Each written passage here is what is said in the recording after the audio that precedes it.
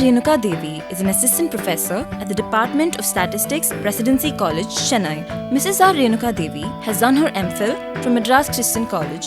She has 23 years of teaching experience and has published one research paper. She has also presented, participated, and organized conferences and workshops on statistics-related subjects.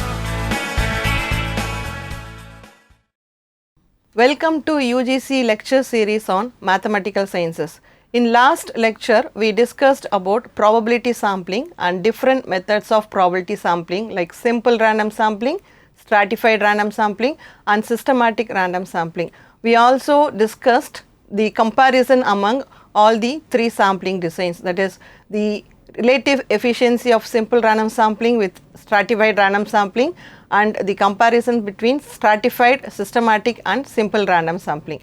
In this session, I am going to highlight on non-probability sampling and different types of non-probability sampling. Ratio estimation, bias and variance of ratio estimators, also comparison of ratio estimation with mean per unit. Now, non-probability sampling, as the name non-probability says, in this method there is no probability is assigned to the population unit to be a part of the sampling. The choice of selection of sampling units depends entirely on the discretion of judgment of the sampler. In the non-probability sampling, the result generated by sampling methods are more or less biased. This sampling method is mainly used for opinion surveys but cannot be recommended for general use as the design is of more bias. Under non-probability sampling, we have three different methods: quota sampling, judgment sampling and convenience sampling. Now, let us discuss each of these methods in detail. Quota sampling is a type of judgment sampling and commonly used sampling technique. These quotas are set up according to some specified characteristics and it is often used in public opinion studies. Now, we have an example for quota sampling. In radio listening survey, the investigator may be told to interview 500 people living in a certain area.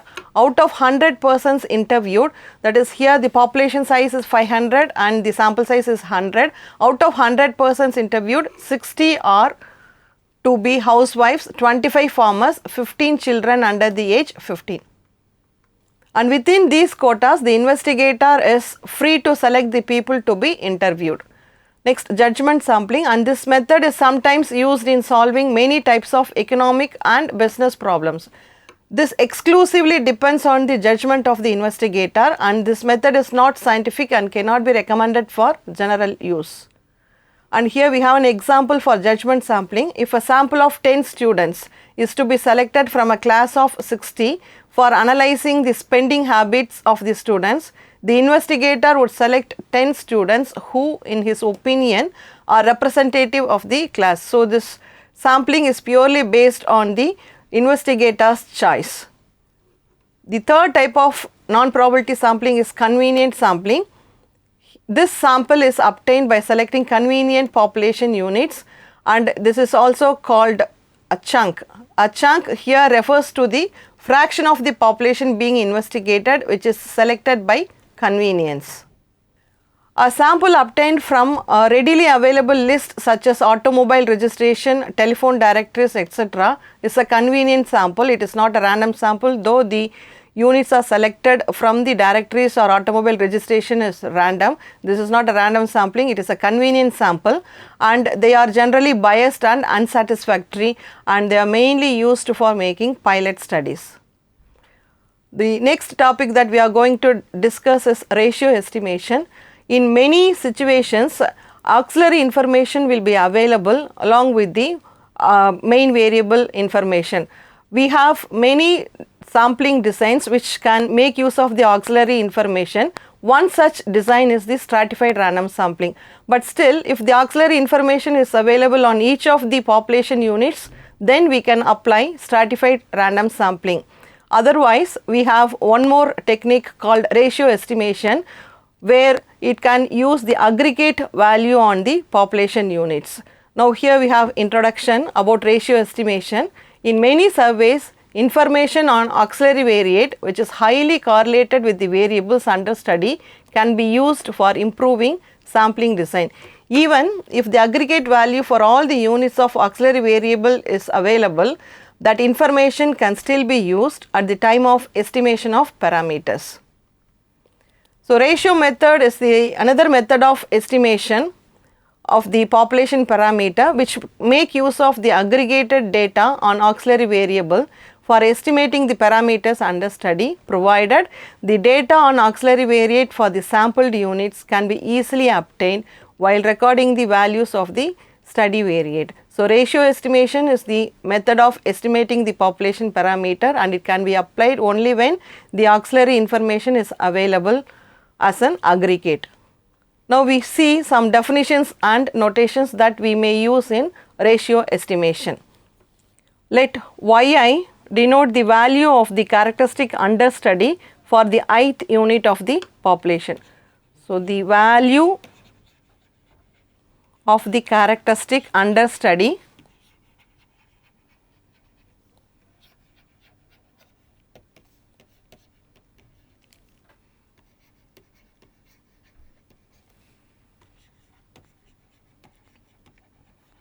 for the ith unit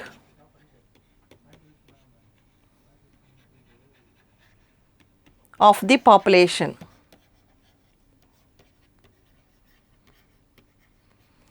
Let xi is the value of the auxiliary characteristic,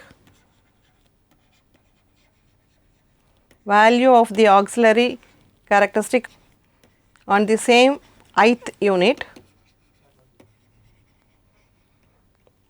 and capital Y denote the total of the variate of the population, total of the variate Y of the population, and X is the total of the X variate of the population. Now, R is defined as the ratio of the population totals or mean, which is defined as Y by X or Y bar by X bar.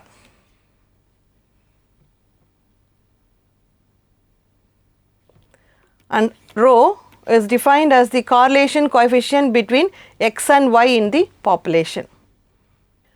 Let us suppose that a simple random sample of n units is drawn from the population. Let us assume that based on n pairs of observations, the sample means of characteristic y and x respectively and the population total x or population mean is known. And here we have some more notations and definitions. Ratio estimators of the population, ratio and total y and the mean y bar are defined as R cap. This is the ratio estimator defined as y by x, also y bar by x bar. And second definition, the ratio estimator of the total, which is defined as y by x into capital X, also y bar by x bar into capital X. The third one, ratio estimator of the population mean. So, y r bar cap, r is for the ratio estimation and this is defined as y by x into x bar or y bar by x bar into x bar. Y and x are the sample totals. Next, bias of ratio estimators. So, generally we prefer unbiased estimators for the population parameter, but some situations biased estimators are also recommended provided they give more efficiency to the design. Many times biased estimator are to be used when these estimators are comparatively more efficient. Many situations biased estimator are used in order to obtain higher precision without changing the cost of the survey or sampling scheme. Ratio estimators are the biased estimators, but they are preferred to the unbiased estimators. As I mentioned, under certain conditions they will increase the precision of the design, and the conditions will be discussed in the subsequent sections. And let us see what is the bias of ratio estimator. So, as we all know, bias is denoted by B, and it is the difference between the expected value and the true value of the parameter. Bias of the ratio estimator R cap is denoted by B of R cap, and it is given to be the amount of bias given to be minus covariance of R cap and X bar divided by capital X bar. We all know that covariance between, in general, U and V is defined as expectation of UV minus expected value of U and expected value of V. So, here by this definition, if we take covariance of R cap and X bar, and this is to be expectation of R cap X bar minus expectation of R cap and expectation of X bar. By definition, the ratio estimator R cap is defined as Y bar by X bar. So, here we are substituting for R cap, Y bar by X bar into X bar minus expected value of R cap into E of X bar. So, we have E of Y bar minus expectation of X bar is an unbiased estimator of capital X bar. So, X bar into E of R cap. So, expectation of again Y bar is capital Y bar minus X bar into E of R cap. So, this is covariance of R cap and X bar.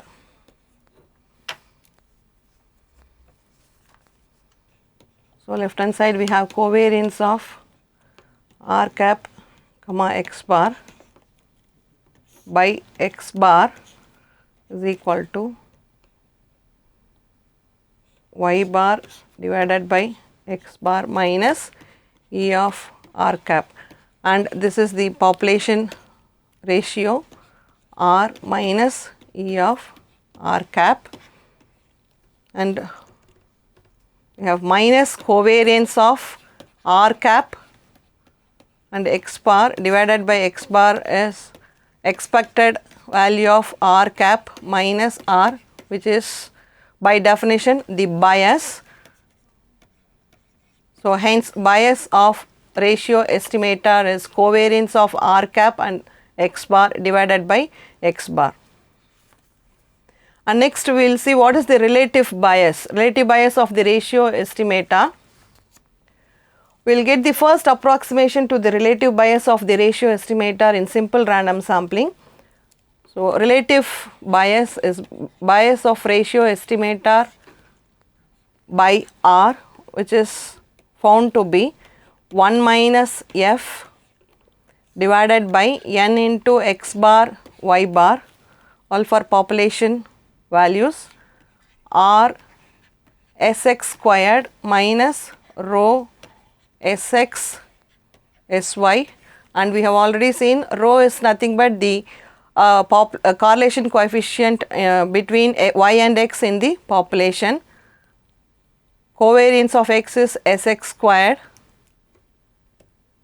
and F is the sampling fraction, and further this can be written as 1 minus F by N into Cx squared minus rho Cx Cy, where Cx is equal to Sx by X bar and Cy is equal to Sy by Y bar. These are the coefficients of variations of X and Y respectively. In the relative bias B of R cap by R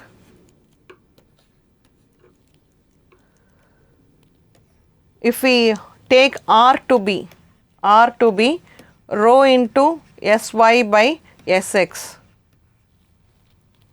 we get the relative bias to be 1 minus F by n x bar y bar into R Sx squared minus rho Sx Sy.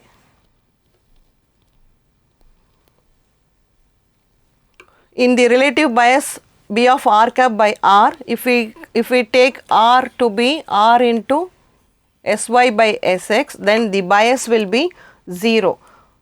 Bias of the ratio estimator will be 0. Bias of the ratio estimator will be 0, which shows that this can happen only when the line of regression of y on x passes through the origin. Approximate variance of ratio estimator, this is obtained for large n.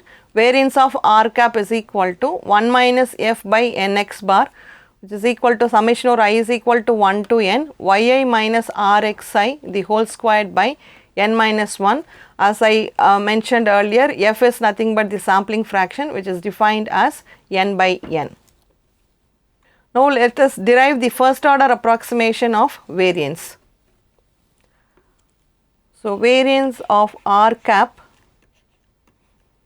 is equal to approximately 1 minus f by n x bar squared into sy squared plus r squared sx squared minus 2 rho r sx sy, and this is again equal to 1 minus f by n to r squared to c y squared plus cx squared minus 2 rho cx cy, and we know that sy by y bar is cy and sx by x bar is cx. The relative variance is variance of r cap by r, and this is obtained as 1 minus f by n into 2c squared into 1 minus rho, with the condition that C1 is equal to C2 is equal to C. Let us compare the ratio estimator with mean per unit. Variance of the mean per unit is given by variance of y bar in simple random sampling, that is obtained as 1 minus f by n to sy squared. So, we will mark this as 1. The first order approximation to the variance of the mean based on the ratio method is obtained as variance of y r bar cap is equal to 1 minus f by n into sy square plus r squared sx squared minus 2r rho sx sy. So, we will mark this as 2, and this is the variance obtained in simple random sampling, and this is the variance of the mean under ratio estimator.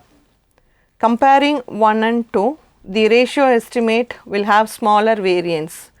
If we want to have smaller variance under the ratio estimation, then we must have this condition to be satisfied.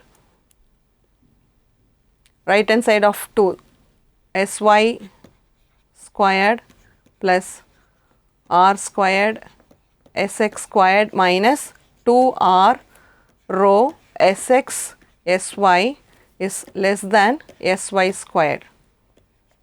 So, 1 by f by n is common in both 1 and 2. By comparing 1 and 2, if we want to have the ratio estimator to be less variance, then we have this condition. In simplifying this,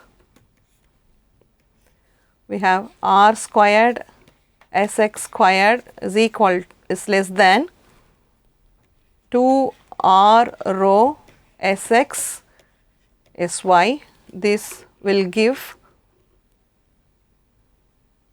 the condition 2R rho is greater than or equal to Sx squared by Sx Sy.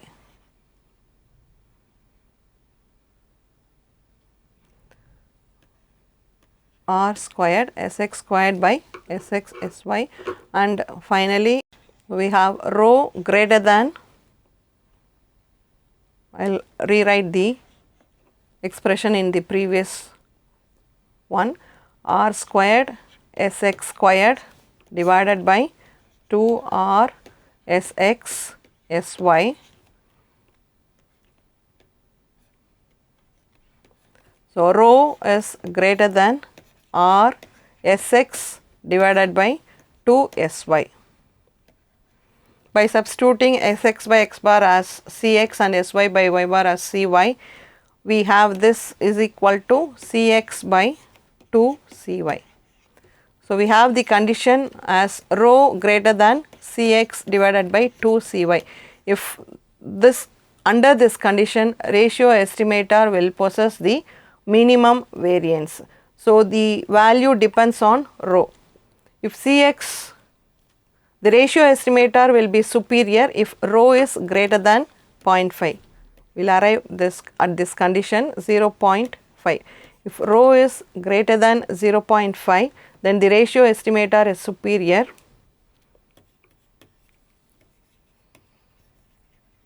Ratio estimator is superior, meaning that it possesses the minimum variance.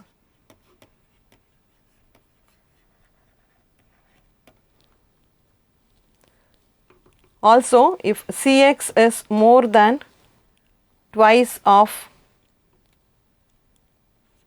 Cy, then the ratio estimator is always less precise. Ratio estimator is less precise. So, by comparing the variance of the simple random sampling, that is variance with mean per unit and ratio estimator, we arrive at two conditions.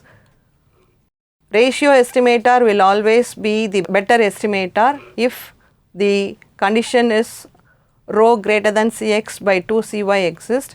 If rho is greater than 0.5, then ratio estimator always superior, and if Cx is greater than twice Cy, ratio estimator will consider to be less precise.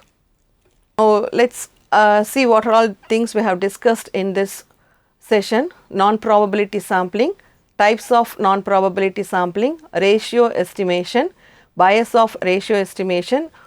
That we try to say that even ratio estimator is biased one, it is more efficient, and relative bias of ratio estimator, approximate variance of ratio estimator, comparison of ratio estimator with mean per unit. And the questions: what is non-probability sampling? Mention the different types of non-probability sampling. What is ratio estimation? Obtain the bias of ratio estimator. Write the expression of approximate variance of ratio estimator. Thank you for listening the lecture series on mathematical sciences.